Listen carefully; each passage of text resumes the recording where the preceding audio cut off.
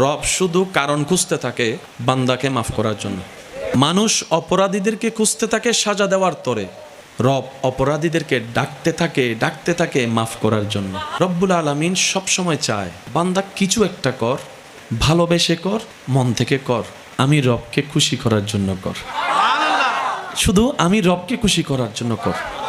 তোর সারা জীবনের করা এরকম 10টা কাজের ভিতরে যদি একটা কাজও আমি রবের কোনো রকম পছন্দ হয়ে যায়,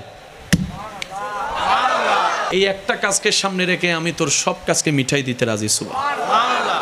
বনি ইসরাইলের যুগের একজন উম্মতের বর্ণনা দিতে গিয়ে নবী রাহমাতুল্লিল আলামিন আল্লাহর রহমতের বিশালতা বুঝাতে গিয়ে বলেন, একজন বান্দা হিসাবের কাঠগড়ায় দাঁড়াবে যার অপরাধের সীমা আসমান পর্যন্ত ছুঁয়ে যাওয়া এত বিশাল, তার হিসাব নিতে নিতে রব্বুল আলামিন সব হিসাব নেওয়ার পরে সে সব হিসাব স্বীকার করবে। রব্বুল আলামিন ফেরেশতাদেরকে বলবে, ফেরেশতা আমার বান্দাকে জান্নাতের রাস্তাটা দেখাই দাও। সুবহানাল্লাহ। ফেরেশতারা জিজ্ঞেস করবে, ইয়া রব গুনার পাল্লা তো ভারী অনেক, নেক তো তেমন দেখছি না। রব বলে যে আমার ইচ্ছা, আমার মালিক আমার বান্দাকে আমি মালিক হয়ে জান্নাত দিচ্ছি। ফেরেশতারা বলবে, তারপরও তো মল একটু জানতে তো মন চায় কারণটা কি এমন দেখলা তার ভিতরে? রব বলে যে এমন একটা জিনিস আছে যেটা তোরা লিখতে পারস নাই আমলনামায়। সুবহানাল্লাহ, একটু জোরে বলি। এমন একটা ওর আমল আছে যেটা তোদের এখানে উঠে নাই, তোদের হিসাবে। ফেরেশতা বলবে, আল্লাহ আমলটা কি? বলে যে আমার বান্দা একদিন ঘুমন্ত অবস্থায় ঘুমের ভিতর আমাকে আল্লাহ বলে ডেকেছিল, আমার নাম ধরে ডেকেছিল। ফেরেশতা বলবে, আল্লাহ আমরা শুনছিলাম তো, কিন্তু সেটা তো ঘুমে ডাকছে। আর একটু মন খুলে ফেরেশতা বলবে, আল্লাহ সে ডাকছে আমরা শুনছি, লিখবো কেন? সে তো ঘুমে ডাকছে, সে তো মন থেকেও ডাকে নাই, ভালোবাসেও ডাকে নাই, ঘুমের মধ্যে ডাকছে। রব বলে যে তার সেই দিনের ডাকাটা আমার বেশি পছন্দ হয়েছে, ওইটাই কবুল করেছি। ওইটা কবুল করার কারণে দেখলাম আর কোনো গুনাহ এটার সামনে দাঁড়াতে পারে নাই। ওইটা ছিল মূসা নবীর উম্মতের প্রতি রবের দয়া। আর আপনি আমি তো নবী রাহমাতুল্লিল আলামিনের উম্মত, নবী রাহমাতুল্লিল আলামিন। কি শান আল্লাহ পাক আমাকে দান করেছেন। দেখেন আল্লাহ তাআলা আমাদেরকে এমন একটা ইবাদত দিয়েছেন, আফজালুল ইবাদত, যেটার নাম নামাজ। নামাজের কয়েকটা পজিশন আছে, এই কয়েকটা পজিশনের ভিতরে সবচেয়ে সুন্দর কোনটা লাগে আপনার কাছে? যার যেটা লাগে একটু সেটা বলবেন। দাঁড়ানো আছে, রুকু আছে, বৈঠক আছে, সিজদা আছে, কার কোনটা বেশি ভালো লাগে একটু বলেন তো? যার যেটা মন চায় সেটা একটু বলেন। আগে আলোচনা করা ছাড়াই বললাম প্রশ্ন, সবাই এক বাক্যে বললেন সিজদার কথা। আপনি সেটাই পছন্দ করেন।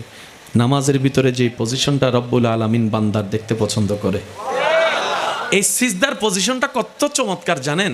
আপনি কপালটা ঝুঁকালেন নিজ এলাকায়, নাকটা রাখলেন মাটিতে, হাতটা রাখলেন মাটিতে, হাঁটুটা রাখলেন মাটিতে, পাটা রাখলেন মাটিতে, ফিস ফিস করে রবের এমন প্রশংসা করছেন, পাশের জন্য শুনতে পাচ্ছেন এত ছোট্ট আওয়াজ। কিন্তু বড় চমৎকার বিষয়, আপনার সেই ছোট্ট ছোট্ট করে রবকে ডাকা জিকিরটা আরশ পর্যন্ত পৌঁছাই যাচ্ছে, যেখানে ফেরেশতাদের সর্দার জিবরাইল পর্যন্ত যেতে পারে না। আল্লাহ দয়া করে আপনার আওয়াজকে সেখানে পৌঁছাই দিচ্ছে। গভীর জঙ্গলে কেউ নাই, নেটওয়ার্ক নাই, কোনো কারক সাথে কানেকশন নাই। আপনি যদি সেখানেও যাই যদি একবার বলেন আল্লাহ, আল্লাহর সাথে সাথে বলে বান্দা। একটু জোরে বলি, ফা ইন্নী করিব। আল্লাহু আকবার, আল্লাহু আকবার, আল্লাহু।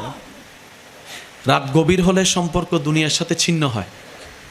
একটু বলি, রাত যত গভীরের দিকে যাবে আপন তত পর হয়। স্বামী স্ত্রী কত আপন, মা সন্তান কত আপন, কিন্তু ঘুমাই গেলে দেখবেন সবাই আলাদা। এক রুমে যদি 5 জন থাকে, কখন একটু খেয়াল করবেন আপনি ঘুমান নাই, 4 জন ঘুমাই আছে। আপনি 4 জনের দিকে তাকালে বুঝতে পারবেন আপনি মানুষের ভিতর থেকেও একা। একটু খেয়াল করে যদি দেখেন 4 জন মানুষ অলরেডি আছে ঘরে, স্বামী আসছে, স্ত্রী আছে, তারপরও কেমন জানি নিজেকে রুমের দিকে তাকালে, নিজের দিকে তাকালে একা একা মনে হয়, একা একা মনে হয়। এটার কারণ কি জানেন? রব্বুল আলামিন বুঝাতে চায়, বান্দা হাজার মানুষের সাথে থাকলো তুই একা, যদি আমি তোর সাথে না থাকি, আমি তোর সাথে না থাকি, আর আমি রব যদি তোর সাথে থাকি, তাহলে সবাই তোকে জঙ্গলে ফেলে দিল, সেখানেও তুই আর একাকিত্ব অনুভব করবি না। সেজন্য বন্ধুত্বটা আমি রবের সাথে কর। বলেন না সুবহানাল্লাহ। যদি দুনিয়া এবং আখিরাতে সাকসেস হতে চান, কয়েকটা কাজ একটু করতে হবে। পারবো ইনশাল্লাহ। তোর মধ্যে একটা হচ্ছে যে ঈমানের পরে আমলের ক্ষেত্রে যত পারি উঠতে বসতে ঘরে বাইরে এটাকে একটু বন্ধ রাখার চেষ্টা করবেন। সবচাইতে জামিলা দুনিয়া এবং আখিরাতের জন্য এটা। একটু জোরে বলি, এই মুখের মতো ঝামেলা আর কিছু নাই। সামান্য নরম, কিন্তু কথাগুলা মারাত্মক গরম। 20 বছরের সম্পর্ক 1 সেকেন্ডে। এই জবান বন্ধ রাখার চেষ্টার সবচেয়ে উপায় হচ্ছে দাঁত দিয়ে জিহ্বা কামড়ায় ধরা। যদি কষ্ট না হয় একটু প্র্যাকটিস করেন একটু। এবার আপনি যখন জিহ্বাকে দাঁত দিয়ে চাপায় রাখবেন, জিহ্বার একটা সাজা হবে, তখন আর সে ফটার ফটার ফটার ফটার করবে না, আস্তে আস্তে কমবে। তাই এক লাফে তো গাছে ওঠা যায় না, প্র্যাকটিস করতে করতে করতে এক সময় হয়ে যাবে। দেখবেন অনেক সময় আপনি যখন মুখ বন্ধ করবেন আপনার মনে চিল্লাবে, বল বল, ওইটা বল, ওইটা বল, ওইটা বল। এই জায়গাটাকে একটু কন্ট্রোল করতে পারলে দেখবেন ওয়াইলুল্লি কুল্লি হুমাজাতিল লুমাজা থেকে আল্লাহ আমাদেরকে হেফাজত করে ফেলবে।